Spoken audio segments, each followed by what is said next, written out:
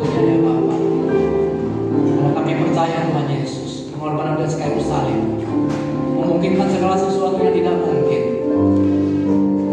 Bahwa segala sesuatu yang mustahil menjadi tidak mustahil. Kami bisa bukan karena apa yang kami berbuat, kami bisa karena apa yang telah berbuat dari kayu salib. Amin. Sehingga selayaknya hari ini kami selalu memuji dan menyembah Engkau. Kami tinggikan nama, kami melayani-Mu ya Bapa.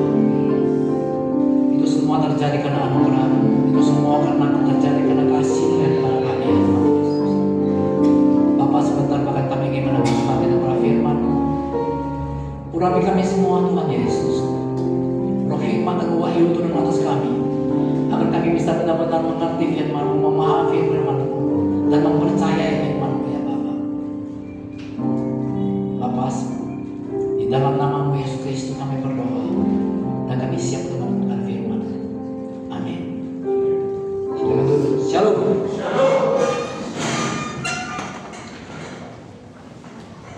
Tadi pagi saya bangun tidur, saya mendapat kabar buruk, kabar duka dari Amerika.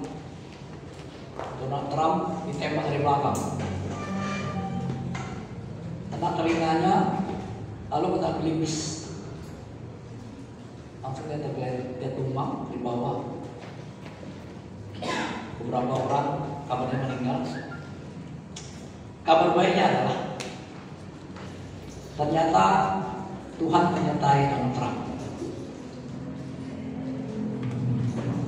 Saya sih berdoa semoga Donald Trump bisa jadi presiden Amerika kali ini. Kenapa? Karena Donald Trump ingin berusaha membasmi semua LGBT, lesbi semua yang dia berantas, karena itu tidak sejalan dengan firman Tuhan. Donald Trump adalah seorang yang takut akan Tuhan.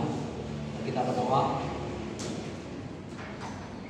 Bisa kita bayangkan tembaknya dari belakang kena telinga. Seandainya meleset 1 sentimeter ya, dia akan mati di tempat. Nah, saya sangat percaya sekali itu semua bisa terjadi karena ada campur tangan Tuhan di situ. Begitu juga dalam kehidupan kita, saya sangat percaya sekali bahwa kita selalu ada malaikat Tuhan yang mengelilingi kita. Karena ada roh-roh yang melayani kita, kata kitab Ibrani. Roh-roh itu adalah malaikat-malaikat Tuhan yang selalu melayani kita, melindungi kita, sehingga kemanapun kita selalu aman.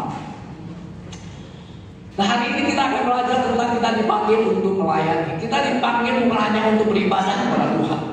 Kita dipanggil Tuhan bukan hanya sekedar kita ingin memuji menyembah Tuhan belaka. Kalau kita hanya beribadah, bahkan mereka ibadah 5 kali 1 hari, mereka lebih hebat ibadahnya. Soal kita bilang penyembahan, persembahan orang-orang muda, orang penghujung jauh lebih hebat. Karena mereka dipanggil untuk beribadah, tapi kita dipanggil bukan untuk itu. Kita dipanggil untuk melayani Tuhan. Semua tokoh agama, semua pendiri agama itu semua mengajarkan yang baik. Tidak ada agama yang mengajarkan untuk merampok, membunuh. Semua mengajarkan yang baik. Semuanya itu mereka mulai dari Buddha, Konghucu, Muhammad dan segala macam pendiri agama, semuanya itu mengajarkan orang untuk berbuat baik. Satu hal yang tidak mereka lakukan seperti yang Yesus lakukan, mereka tidak pernah memberi apapun kepada umat manusia. Satu-satu pribadi yang pernah memberikan sesuatu kepada umat manusia hanya Yesus. Bahkan dia berikan nyawanya untuk kita. Itulah kelebihan Yesus daripada pendiri agama lainnya. Buddha Gautama baik gak? Baik. Buddha Gautama bagus gak? Bagus. Dia mengajarkan yang baik, tapi dia tidak memberi sesuatu apapun kepada umatnya. Muhammad baik gak? Saya percaya Muhammad juga baik. Saya percaya juga Konghucu itu baik. Tapi mereka tidak pernah mempersembahkan, memberikan sesuatu yang berharga kepada umat manusia. Satu-satu pribadi yang memberikan seluruh hidupnya, bahkan nyawanya, darahnya dia berikan kepada umat manusia, hanya Yesus. Sehingga ketika kita mempercayai Yesus, tidak hanya datang untuk beribadah belaka, kita datang kepada Tuhan untuk melayani Tuhan. Saya bersyukur anak-anak muda yang baru-baru ini masih usia 17 tahun, 16 sampai 17 tahun melayani Tuhan. Sehingga ketika engkau melayani Tuhan, saya percaya yang pertama kamu pasti panjang umur. Amin. Kapan kita diangkat Tuhan di muka bumi ini? Kapan? Kapan kita diangkat Tuhan di muka bumi ini? Ketika engkau sudah tidak bisa berfungsi lagi. Yang kedua adalah ketika pekerjaanmu sudah selesai.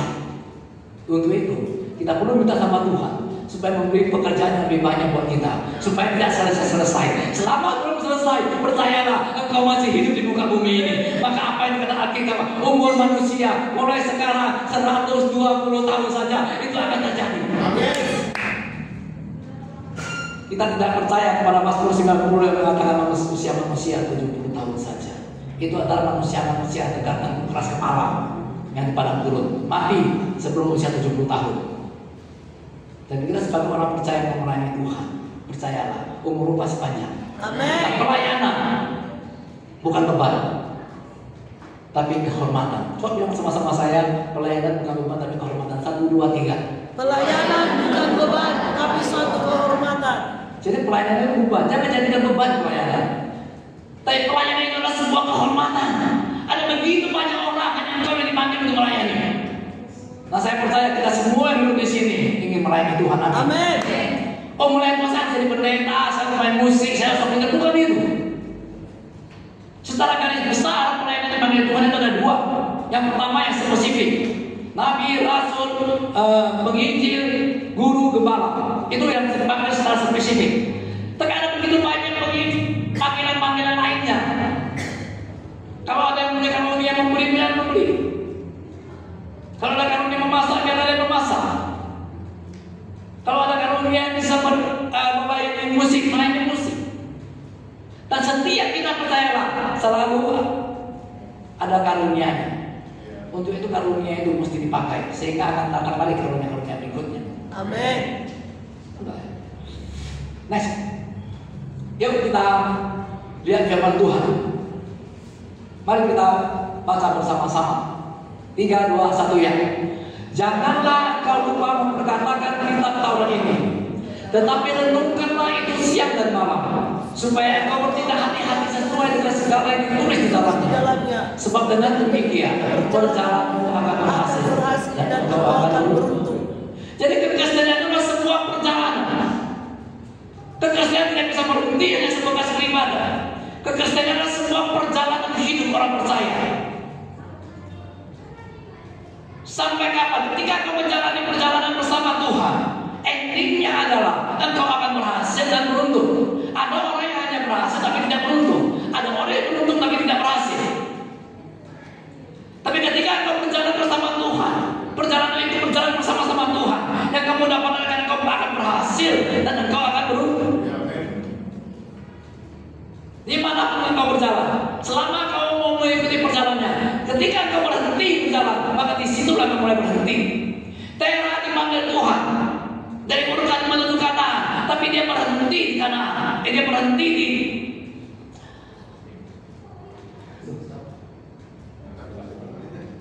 nama anaknya siapa? Haran. Dia berhenti di Haran karena dia ingat kematian anak sulungnya yang Haran, abangnya Abraham. Ketika dia sampai di Haran, dia teringat akan anak kematian anaknya. Dia berduka, dia sedih, dia berhenti, maka dia mati di situ. Tetapi kita jangan. Ketika kita mulai berjalan menuju perjalanan Tuhan, tetapi perjalanan ini masih panjang. Kita akan melihat anak cucu kita akan mewarisi negeri ini. Kita masih ingin melihat anak-anak kita memerintah di kota kita, memerintah di bangsa ini. Kenapa bangsa ini kemerosotan? Saatnya tiba anak-anak kita bangkit. Saya percaya anak-anak yang melayani musik ini, mari fokus pandanganmu. Tidak hanya sekedar engkau bersekolah, tidak sekedar engkau yang mendapat pendidikan yang tinggi, semuanya akan sia-sia. Jangan fokuskan hidupmu hanya untuk mencari uang. Kalau sekedar untuk mencari uang, buat narkoba itu bisa dilakukan dengan banyak. Bukan itu. Tujuan Tuhan memanggil engkau, memanggil kalian. Ada sebuah tujuan. Ikuti perjalanan bersama Tuhan. Maka ada sebuah tujuan yang dituju. Itu mengubah kota dan bangsa kita. Nah, bangsa kita dunia lagi mengalami kemerosotan. Kita lihat dunia pendidikan lagi mengalami kemerosotan. Dunia kesehatan mengalami kemerosotan. Dunia pendidikan mengalami kemerosotan. Dunia hukum mengalami kemerosotan. Apalagi dunia politik. Semua mengalami kemerosotan. Dan terlami menunjukkan bangsa kita. Jadi ketika engkau mengikuti perjalanan bersama Tuhan, engkau mulai melayani Tuhan. Ada sebuah tujuan Tuhan di situ. Untuk apa? Untuk engkau dirilis ke dunia itu. Engkau adalah garam dan terang dunia. Ketika engkau mulai berprestasi, engkau mulai berhasil, engkau mulai beruntung, maka Tuhan akan mengutus engkau ke dunia pendidikan. pendidikan, dunia kesehatan, bahkan dunia politik. Tuhan kita untuk apa? Untuk menerangi yang lagi mengalami kegelapan itu. Di mana ada kegelapan, di mana ada terang, maka kegelapan akan sirna. Dan Engkau adalah terang dunia. Jangan sekedar melayani puas, jangan sekedar mendapat S1 itu puas. Saya bersyukur setiap bilang, Pak, saya mau S2. Lanjutkan perjalanan ini. Jangan S2, bilang dulu S3, S4, S5 bilang. Tapi dengan semua tujuan. Tidak sekedar ingin membuat kamu lebih pintar. Tidak supaya kamu lebih cerdas.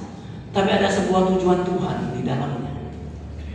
Ikuti saja perjalananmu. Saatnya kau akan bertemu Tuhan di situ. Terah berhenti di harap, berhenti. Lalu Tuhan bilang sama Abraham, bapakmu berhenti, kamu lanjutkan perjalanan.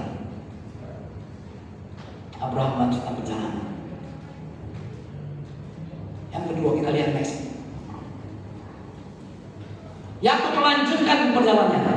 Bilang, Yakub melanjutkan perjalanannya. Bilang, Yakub melanjutkan perjalanannya. Aku juga akan melanjutkan perjalananku.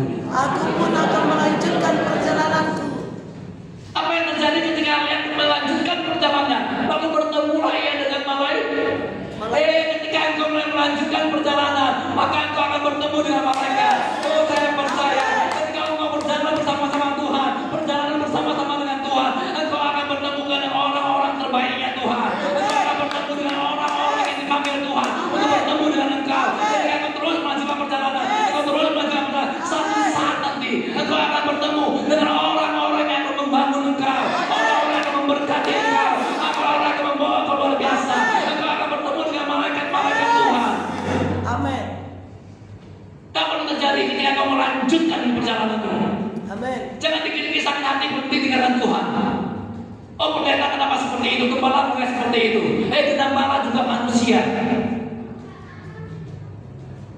Dan saya tidak akan melakukan apa yang kalian mau. Saya hanya melakukan apa yang Tuhan mau. Amin.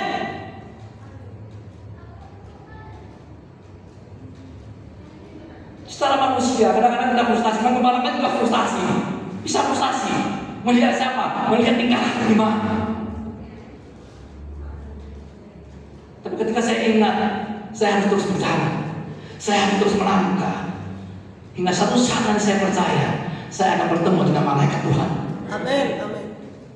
Sekarang apa kata mereka? Sekarang ada malaikat Tuhan, tapi saya belum kelihatan. Tapi saatnya akan tiba, Tuhan akan kirim malaikat-malaikat yang bisa saya lihat dengan mata kepala saya. Amin. Yang kedua bola mata saya. Amin. Jangan berhenti berjalan karena masalah. Bilang sama kiri kanan, jangan berhenti berjalan karena masalah. Jangan berhenti masalah. Apapun masalah bilang. Terus berjalan. Terus berjalan. Sampai bertemu dengan malaikat Tuhan. Bertemu dengan malaikat-malaikat Tuhan.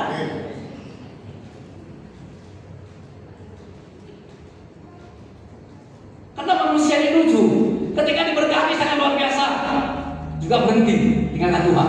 Ketika masalah datang, juga berhenti. Mau apa sih? Jangan terlalu stres. Yesus pun stres dengan kamu.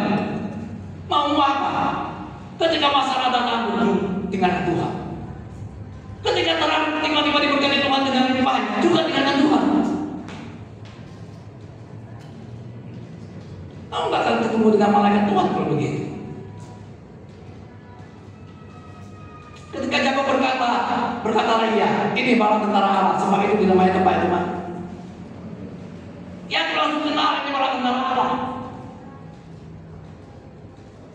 Ini malaikat yang merujuk manusia.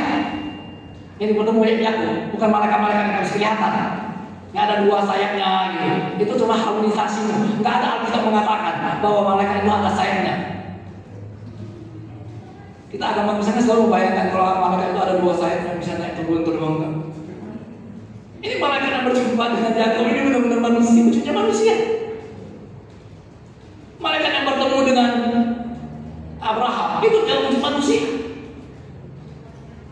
Saya rasa kalau tiba-tiba ada sayapnya dua turun, Abraham lari. ini setan atau apa ya? Tapi kan enggak. Abraham bilang, jangan pulang dulu kalian. Aku akan masak rendang. Aku akan potong sapi. Ya kan? Kita makan bersama. Saatnya akan tiba ketika kau terus melanjutkan perjalanan, engkau bertemu sesuatu yang baik. Cewek-cewek, anak gadis, engkau akan bertemu dengan jodohmu yang terbaik. Amin. Jangan asal pilih, asal samar aja. Yang bernapas.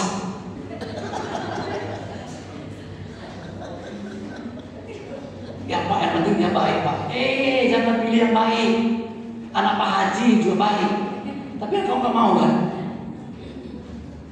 Begitu juga cowok-cowok. Jangan karena perempuan mau dibilang Yesus.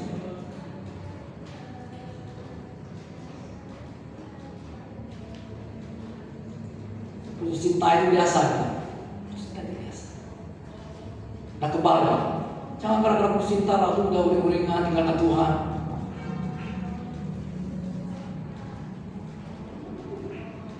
Mari kita, soalnya anak-anak gadis di gereja kita cantik-cantik, ya kan? Berarti udah ada modal pertama. Kan orang kan kadang-kadang selalu cari jodoh, yang penting takut akan Tuhan, Pak. Kamu terlalu rohani, takut akan Tuhan pun. Kalau nggak jelas, kalau nggak jelas ya kan. Soalnya hidup ini bukan kadang-kadang tidak hanya sekedar takut akan Tuhan, betul nggak? Jadi makanya doanya kita salah doa. Kita terlalu rohani, Tuhan berikan aku jodoh yang takut akan Tuhan. Tuhan kirim yang takut akan Tuhan. Hidup pas-pasan, wajah jelek, berdoa yang benar. Tuhan berikan aku jodoh yang terbaik, yang ganteng Tuhan, yang kaya Tuhan. Dan belum bilang yang takut akan Engkau. Lengkaplah itu kan. Jangan tanggung-tanggung kalau minta. Namanya pun minta. Nice.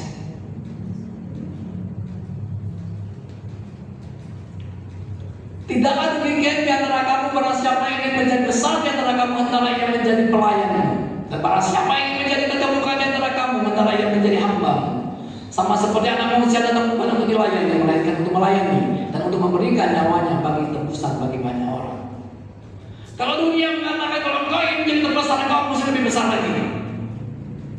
Kalau engkau ingin kuat, engkau harus menjadi lebih kuat lagi. Alkitab mengajarkan kalau engkau ingin yang terbesar, engkau harus bersedia menjadi pelayan. Jadi pelayanan itu penting.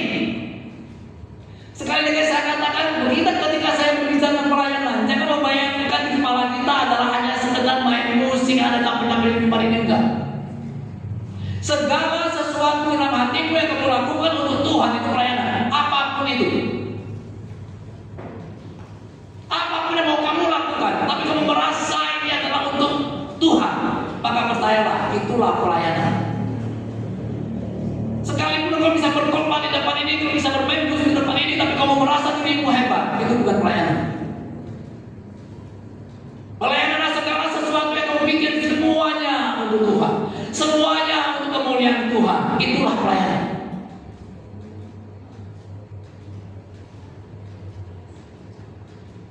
Pekerjaan, apa bedanya pekerjaan dan pelayanan? Kalau pekerjaan adalah begitu, engkau mulai melakukan aktivitas, engkau akan bertanya, apa yang aku dapati? Betul kan?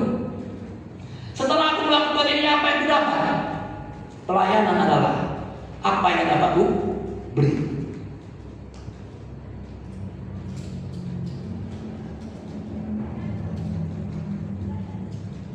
Jadi pendeta pun khotbah di sini, kalau selama apa yang dia pikir, apa yang bisa aku dapatkan dari sini, maka itu pekerjaan.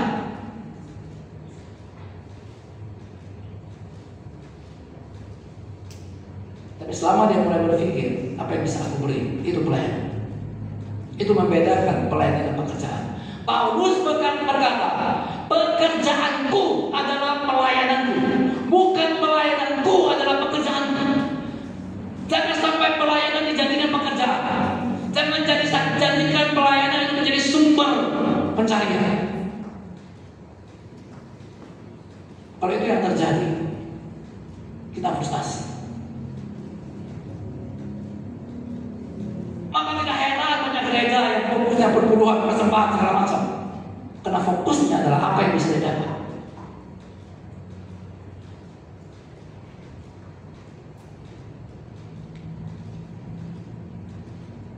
Mari kita mulai belajar melayani.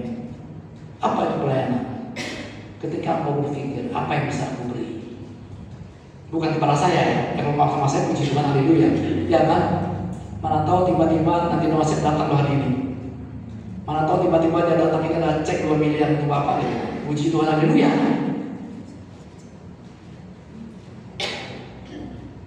Tapi bukan itu fokusnya. Fokus kita bukan begitu. Fokus kita ingin melayani. Next. Setiap kita dipanggil untuk menjadi solusi atau jawaban keselamatan gereja Tuhan melalui keterlibatan kita dalam pelayanan. Jadi pelayanan itu adalah setiap kita harus menjadi solusi, jangan jadi polusi. Kita harus jadi jawaban bagi orang lain.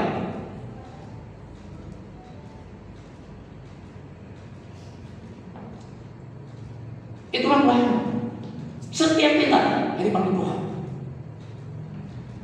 kita bisa menjadi solusi buat orang lain.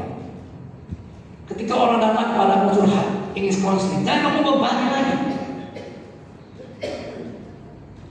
Ada kadang-kadang bisa berbagi nggak? Bisa. Misalnya ada solusi anaknya nakal atau apa, kayak anaknya bermasalah, suaminya bermasalah, itu sih kayaknya ibu nggak berpuluhan deh. Itu bukan memberi solusi, itu kasih beban. Itu makanya jangan berdosa. Coba kamu koreksi dirimu, mungkin ada yang salah. Itu beban. Saya pernah tengah malam jam 1 malam orang datang ke rumah saya, jemaat kita. Tengah malam, hujan deras. Sampai ke rumah buka pintu nangis-nangis, meraung-raung. Kenapa ibu? Aku sudah berdosa sama bapak. Dosa apa yang ibu lakukan? Dosa apa yang ibu lakukan sama saya? Saya kok nggak tahu. Gini pak, bapak masih ingat nggak ketika saya sakit? Bapak yang bawa saya ke rumah sakit. Jadi kenapa? Apa masalahnya? Masalahnya ketika itu saya sudah berjanji sama Tuhan. Kalau saya sehat nanti, saya akan ajak bapak kembali makan-makan. Tapi setelah saya lupa pak. Jadi masalahnya apa? Semalam Pak mobil saya ditabrak orang.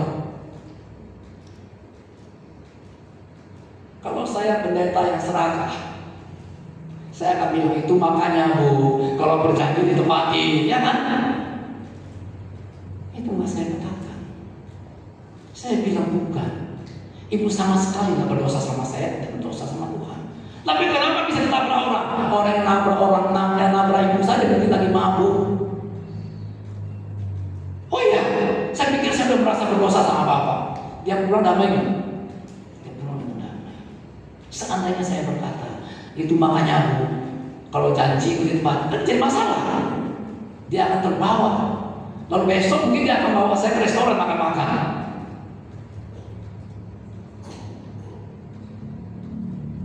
Bukan. Kita orang yang melayani Tuhan, jadilah jadi solusi buat orang lain.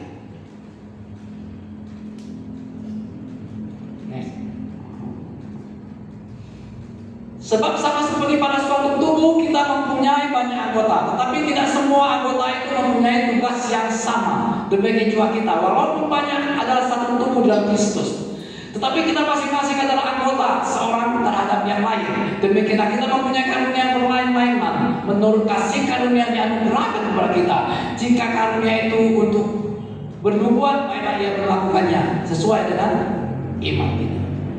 Alkitab Paulus mengatakan sebab sama seperti satu tubuh, kita punya karunia yang berbeda-beda. masalah ya. Mana tahu setiap minggu kita makan siang nanti di sini. Sama Joseph karunia masalah. Yang pandai bikin kue lah.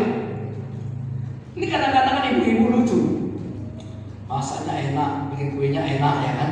Kita bilang, masakan ibu enak kali loh. Itu semua karena Yesus. Sok rendah hati. Dia mau rendah hati tapi dari Monas, duduknya di atas Monas.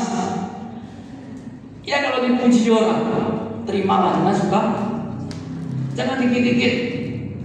Kue yang ibu masak ini enak sekali. Saya bukan apa-apa. Itu semua karena Yesus. Yesus bukan tukang kue. Yesus bukan togi. Yesus tukang kayu. Ketika mau dipuji orang, ya terima kasih puji Tuhan. Itu aja udah cukup. Jangan ingin seolah-olah sangat rohani sekali. Ibu semakin langsing ya. Puji Tuhan, haleluya. Jangan ditambahin macam-macam. Ibu semakin gendut ya. Puji Tuhan, haleluya. Jangan langsung tersinggung, sensitif kali. Ada begitu banyak orang kurus yang ingin gemuk, betul enggak? Makanya Yesus ada di kalian semua ini pusing. Yang kurus ingin gemuk, yang gemuk ingin kurus. Maunya apa sih? Tapi marilah kita berfungsi sesuai dengan panggilan kita masing-masing. Semua kita masih punya karunia sendiri.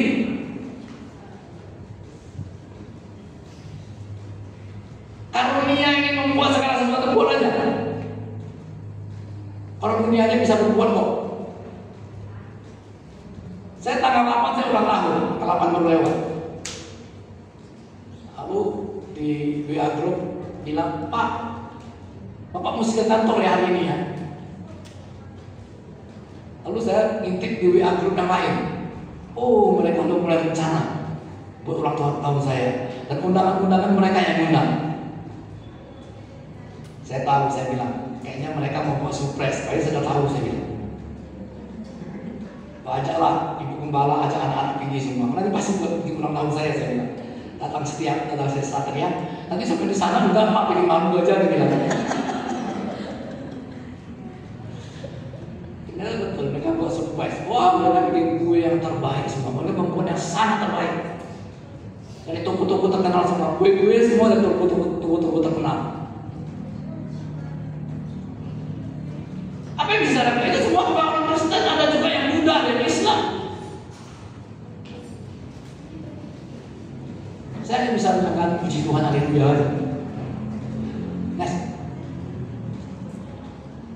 Jika karunia untuk melayani, baiklah kita melayani. Jika karunia untuk mengajar, baiklah kita mengajar. Jika karunia untuk menasihati, baiklah kita menasihati. Siapa yang membagi-bagikan sesuatu, hendaklah ia melakukannya dengan hati yang ikhlas. Siapa yang memberikan pimpinan, hendaklah ia melakukannya dengan rajin. Siapa yang menunjukkan kemurahan, hendaklah ia melakukannya dengan suka. Lakukan itu dengan ikhlas dan sukacita. Maka yang prinsip adalah kita selalu memberi. Yang pertama, kita katakan dalam 2 Korintus 8, berilah dari apa yang ada padamu. Yang kedua, berilah dengan suka rela, jangan merasa terpaksa. Makanya saya bilang, ketika orang mengajarkan perpuluhan, mari kita diskusi kembali. Enggak pernah Yesus ajarkan ini. Itu orang yang bisa memberi dengan sukacita. Makanya Yesus tidak pernah ajarkan, Paulus tidak pernah ajarkan. Saya sering katakan, kalau Paulus tidak pernah ajarkan, Yesus tidak pernah ajarkan, kamu sedang mengikuti siapa? Kenapa mereka melakukan? Lakukanlah dengan ikhlas, lakukanlah dengan sukacita. Tapi kalau engkau melakukannya, memberi supaya menghapus 10 kali lipat balik, engkau tidak memberinya dengan ikhlas. Engkau sedang transaksional dengan Yesus. Yesus tidak perlu bertransaksi. Karena dia telah memberikan nyawanya untukmu. Kalau nyawanya saja dia berikan, apalagi yang lain?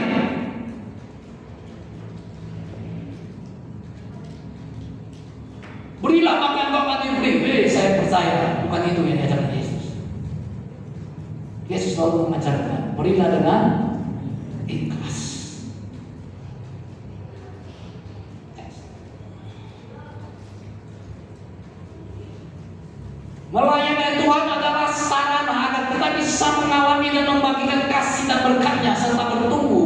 di dalam iman. Salah satu fungsi iman kita bisa bertumbuh. Salah satu kita bisa memberi berkat orang lain adalah lewat melayani. Sekali lagi saya katakan, ketika saya bicara berkat tidak hanya uang semata-mata. Lewat pelayanan itu ada sebuah sarana yang disiapkan Tuhan agar kita bisa melayani, kita bisa membagikan kasih, kita bisa memberkati satu sama lain. Lewat apa? Lewat pelayanan. Jadi bersyukurlah hari ini kalau kita mau melayani Tuhan.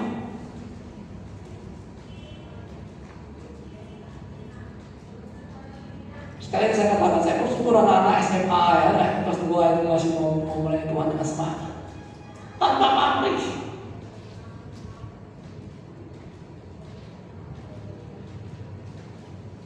Di luar sana, anak-anak SMA banyak tawuran. Baru kejadian di Padang, tawuran mati. Tapi anak-anak kita dipakai Tuhan sejak remaja melayani Tuhan. Amin. Tujuannya apa? Supaya bisa menjadi berkat orang lain dan iman dia senantiasa bertumbuh. Itu adalah salah satu sarana untuk imannya bertumbuh.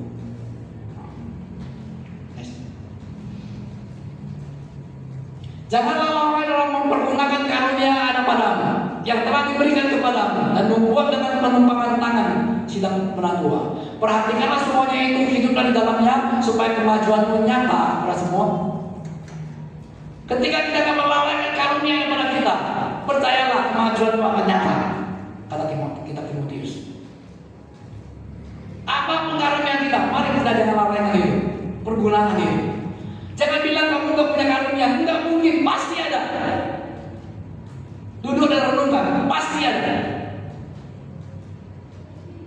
Setidak-tidaknya engkau punya karunia untuk memberi. Tentang kamu kelaparan, berilah dia makan.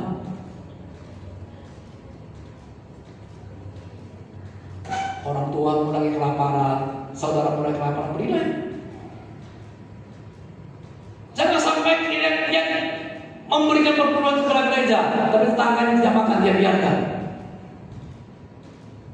Yesus bilang sama orang Farisi, engkau berkata, apa yang mau kau berikan kepada bapakku, orang tuaku, telah memberikan kepada Tuhan, celakalah engkau. Tapi masih banyak orang Kristen, dia utamakan perpuluhannya, tapi dia biarkan orang tuanya nggak makan. Ada orang yang mengadu kepada saya, Pak, aku ngeri kali kehidupan abang saya. Kenapa dengan abangmu? Abangku bisa kasih perpuluhan ke gereja puluhan juta, tapi ketika papa saya sakit, mama saya sakit, minta tolong dia jutaan, 2 jutaan, dia nggak bisa kasih. Itu yang dibilang Yesus, celakalah engkau. Kalau engkau berkata, apa yang harus kuberikan kepada orang tuaku telah aku persembahkan untuk Tuhan. Tuhan tidak pernah menerima persembahan itu. Karena engkau memberi dengan penuh keserakahan. Engkau memberi dengan harapan datang 10 kali lipat, 30 kali lipat, 100 kali lipat. Itu adalah roh keserakahan yang termanifestasi. Dari mana datangnya? Dari minuman.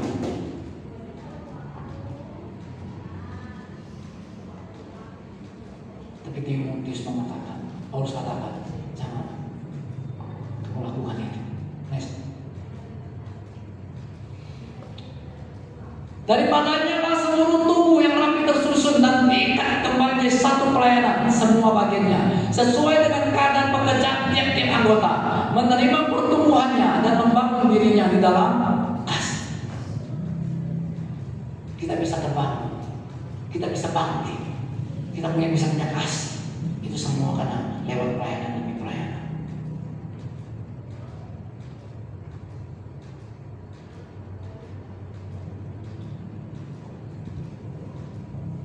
Ada orang, sekelompok orang HKBP, orang kaya-kaya, satu grup orang kaya semua. Kata saya, Pak, saya rindu Pak, suatu saat Bapak bicara di depan para penatua kami. Dia tanya, berapa kami harus bayar? Bapak berapa? Saya bilang, kalau kalian mau mengundang saya, itu sudah satu kehormatan buat saya. Tidak perlu PK saya. Masa Pak? Tidak saya. Walaupun setelah pelayanan tetap mereka kasih. Kenapa ya? Karena pendeta yang kami bikin sudah dibikin targetnya berapa? Itulah pekerjaan. Saya bilang, tapi saya pelayanan. Kalian beri saya terima, kalian nggak beri nggak masalah buat saya. Karena begitu kalian mengundang saya, itu sebuah kehormatan buat saya. Karena dengan melayani, iman juga saya semakin bertumbuh, pengetahuan saya bertambah. Kenapa? Karena Tuhan tambah-tambahkan. Semakin Tuhan tambahkan, semakin Tuhan tambahkan.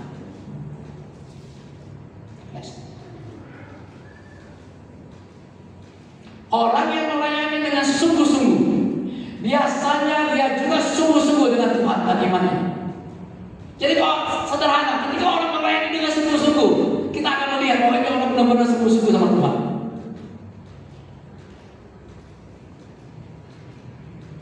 Jadi ini orang sungguh-sungguh atau sungguh-sungguh dengan Tuhan ketika lihat pelayanannya.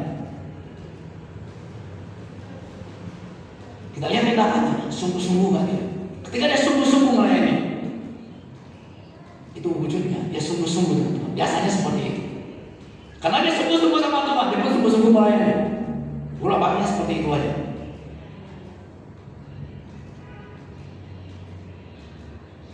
Hari ini kita mulai mengintrospeksi diri kita masing-masing. Tuhan, aku mau melayani. 3, 2, 1 bilang sama Tuhan, Tuhan aku ingin melayani. 3, 2, 1 ya. Tuhan, aku ingin melayani. Tuhan. Saatnya nanti kita akan melihat pribadi kita menjadi pribadi yang berbeda.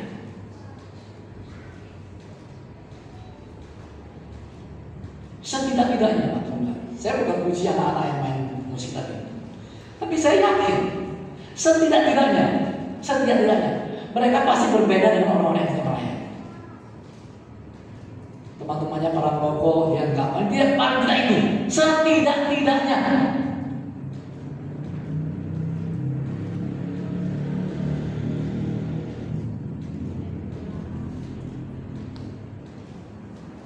belum lagi hal-hal yang lain. Orang bisa nongkrong sampai tengah malam, anak-anak kita enggak, karena dia ingat Tuhan. Lalu pertanyaannya, Pak, emangnya nggak boleh nongkrong? Boleh. Jangan juga sampai kudusnya kamu boleh kemana-mana lagi. Doa kitab suci, doa tiap hari. Kok itu terus, stres juga tahu kan?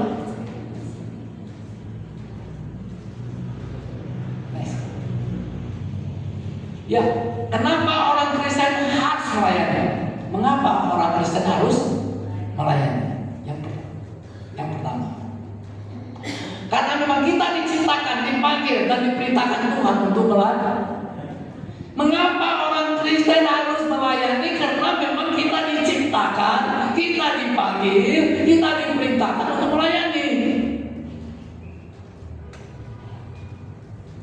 Bukan hanya orang yang berseru kepada Tuhan, Tuhan akan masuk kerajaan surga. Siapa yang mendengar? Karena aku yang akan masuk kerajaan surga.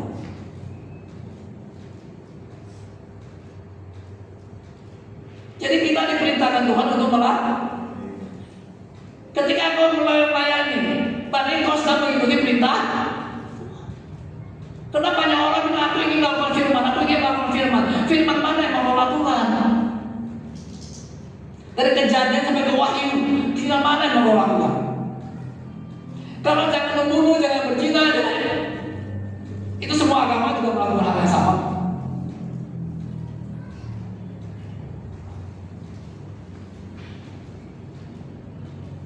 Firman Tuhan yang mau kamu, yang mana yang kamu lakukan? Kalau tangan kananmu nakal, pancunglah itu, mau yang kamu lakukan? Kalau matamu nakal, cungkillah itu, mau yang kamu lakukan?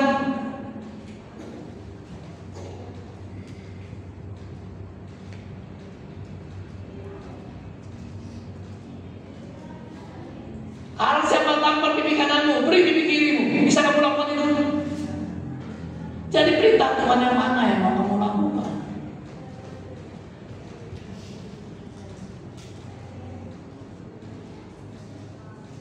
Perintah Tuhan yang perlu kamu lakukan hanya satu. Karena kamu dipanggil untuk melayani. Ya melayani aja itu sudah cukup. Jangan mikirin yang lain-lain. Kalau kamu melakukan apa yang tertulis lagi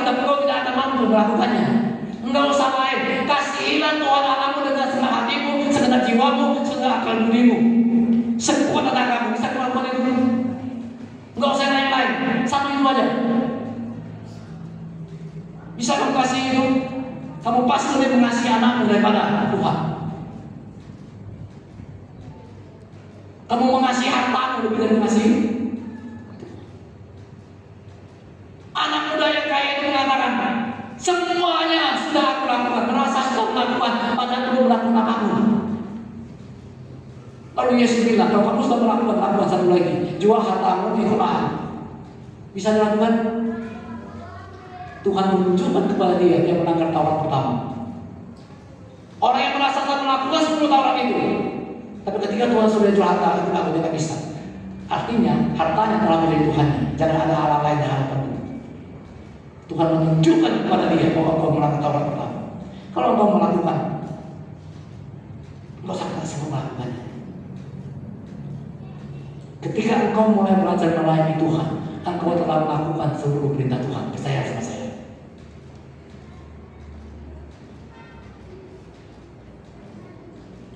Kan orang Kristen paling karismatik, paling suka kan melakukan firman dong. Jangan hanya sebagai pendengar firman, tapi lakukanlah firman. Pertanyaan saya, firman mana yang mau lakukan?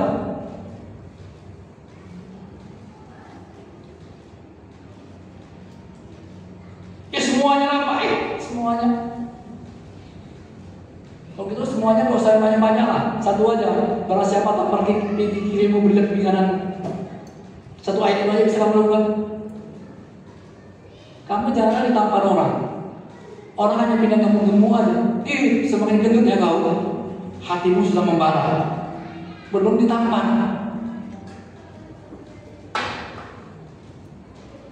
Bisa. Tapi perintah yang mana? Sebenarnya perintah Tuhan itu lakukan saja. Ketika Tuhan suruh kamu melayani. Itu mau sedang melakukan Tuhan next. Karena kita ini buatan Allah, diciptakan dalam Kristus Yesus untuk melakukan pekerjaan baik yang dipersiapkan Allah sebelumnya. Ia mau supaya kita hidup di dalamnya. Jadi kita adalah ciptaan Allah untuk melakukan pekerjaan baik. Pekerjaan baik itu apa? Pelayanan. Yang disiapkan Tuhan dan hiduplah di dalamnya. Lakukanlah itu, kata Paulus.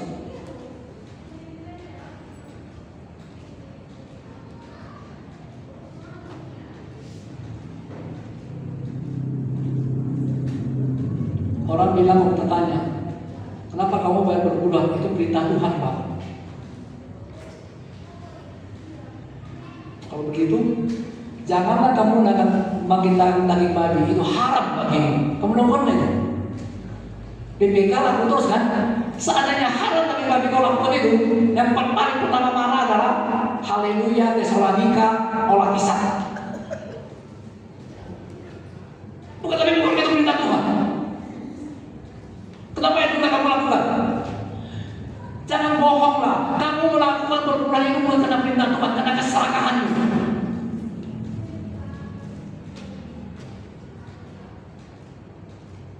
Kamu berharap dengan membuat melakukan diberkati Tuhan. Itu tipuan dari neraka.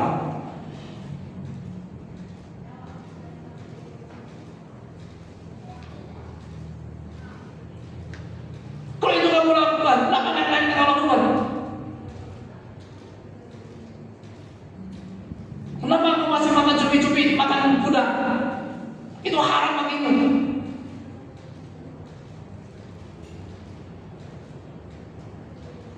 Kenapa aku bisa satu itu aja aku lakukan, yang lain enggak?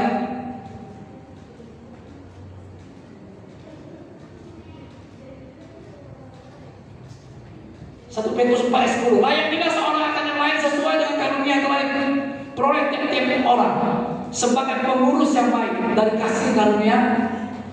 Mari kita saling melayani satu dengan yang lain.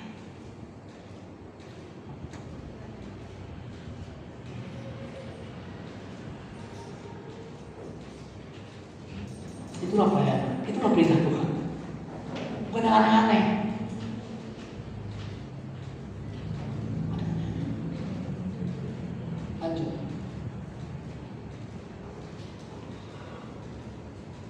Karena yang kedua, karena kita dibekali karunia dan kemampuan untuk kenapa kita harus melayani? Ya karena kita dikarunia dan kemampuan untuk melayani sesuai dengan karunia yang diberikan masing-masing.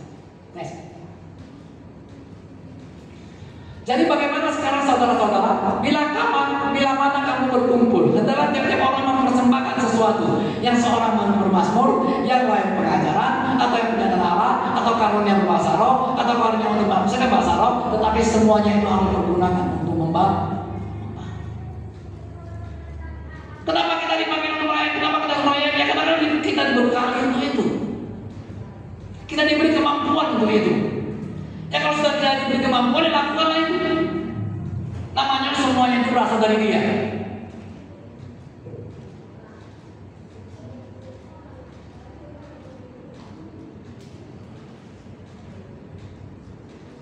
Sekali saya katakan, kita semuanya pasti punya karunia masing-masing. Pasti punya. Hanya belum keluar aja dia.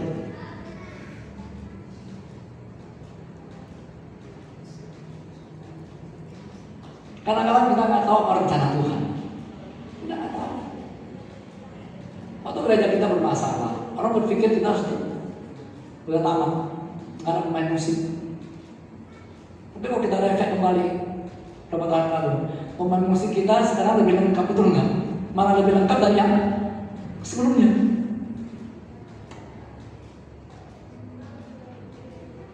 Itu kan cara yang ilahi Tuhan lakukan itu. Tuhan kiriman dari Kalimantan satu orang jago musik. Nah, umurnya baru 16 tahun. Jadi nanti yang mau belajar keyboard sama dia, mau belajar gitar, belajar drum, semua musik nggak bisa. Dan jauh-jauh dari Kalimantan ke Medan. Nanti kita buka les musik di sini.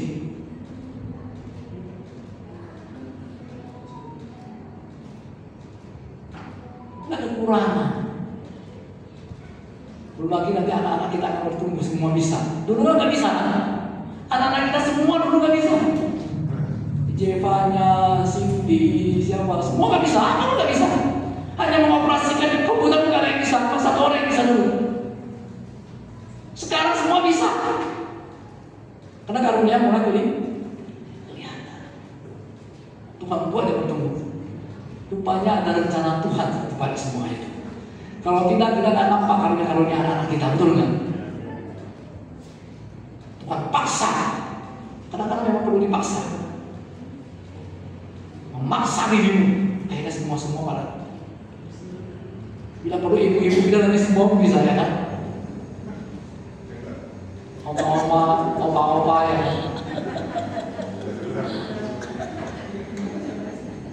Kita bersyukur hari ini. Harus puji Tuhan sekali, haleluya. Yang ketiga, terakhir. Yang ketiga, karena kesempatan untuk menjadi berkat buat orang. Kenapa kita mesti melayani? Tujuannya adalah supaya kita bisa menjadi berkat buat orang lain. Lewat pelayanan. Lewat pelayanan kita bisa menjadi berkat buat orang lain. Saya kemana pun saya pergi, ngomong, ujungnya pasti bicara tentang Alkitab, kebenaran. Kita bisa ngomong di situ ujung, bla bla bla bla bla, ujungnya akan tetap firman Tuhan. Apapun yang dilakukan, apa yang boleh kerjakan, dengan hati yang melayani, kita bisa menjadi berkat buat orang lain. Amen. Next. Mari kita baca bersama-sama.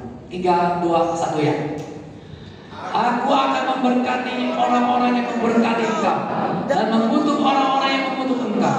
Dan olehmu semua kaum di muka bumi akan mendapat berkat. Puji Tuhan. Olehmu semua kaum di muka bumi akan mendapat berkat. Amin. Lewat apa? Lewat pelayanan. Sekali saya katakan berkat tidak hanya semata-mata cerita uang.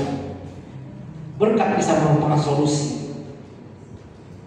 Ketika orang jumpa sama kamu, oh iya ya, kenapa saya nggak teringat?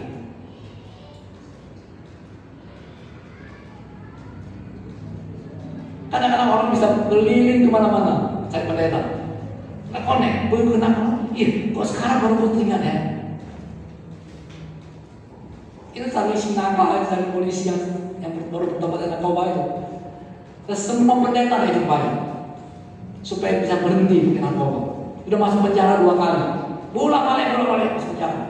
Polisi masuk penjara. Yang terakhir ditangkap dari vonis, dipecat.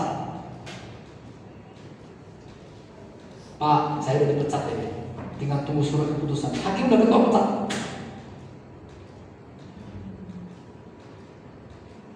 Kita ngobrol, tidak ada mustahil bagi Tuhan. Sesuatu bisa berubah.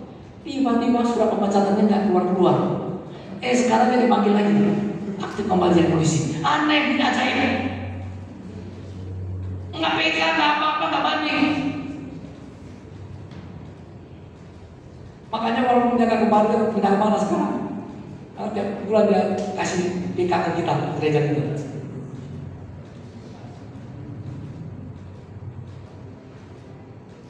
Sudah bro, dia bilang udah puluhan pendeta saya jumpai Pak. Cuma sama Bapak saya connect ini.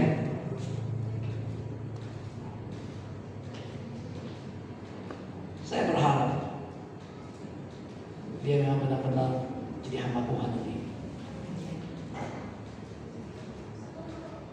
Sekarang dia benar-benar nggak pakai lagi. Benar-benar dia nggak pakai lagi.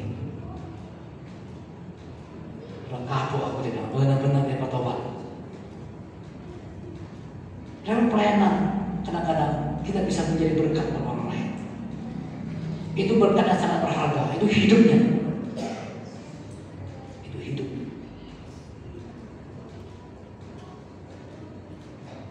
Jadi kita juga sama semua. Mari mulut kita apa yang kita pakai untuk bicara tentang kebenaran. Mulut kita pakai tentang apa yang kamu yakini. Dimanapun kau ada, jangan diam. Cerita. Kita tidak mau menghakimi orang lain salah atau benar. Tapi paling tidak, kadang-kadang bukan lewat orang lain orang bisa diberkati, tapi lewat diri kita. Sama orang lain dia ketemu. Saya jumpa seseorang di kapal pesiar. Rumahnya di Setiabudi ini. Di kapal pesiar kan kita di kapal pesiar 3 hari 3 malam kan nggak bisa kemana-mana. Di kapal-kapal itu aja. Cuma di kapal itu kan lengkap, apa saja pun ada. Tinggal satu negara, tinggal ke negara lain. Di negara itu berdiri 2 jam aja untuk kita masuk ke kapal. Hanya sepatah kata saya. Asal dia jumpa saya, pasti sepatah kata saya itu dia ucapkan. Saya bilang begini sama dia. Waktu itu kita masih akhirnya ada sharing sedikit firman Tuhan. Saya bilang begini. Agama telah membuktikan dirinya menjadi pemecah belah umat manusia terbesar di muka bumi ini. Setuju saja. Iya. Sampai sekarang asal jumpa saya, perkataan saya nggak pernah dia lupa. Baru-baru 2 bulan lalu kita ketemu di kafe. Itu saja dia ucapkan. Ini sebuah perkataan yang sangat luar biasa. Saudara, untuk itu saya bilang, Yesus tidak bawa agama. Yesus penentang agama.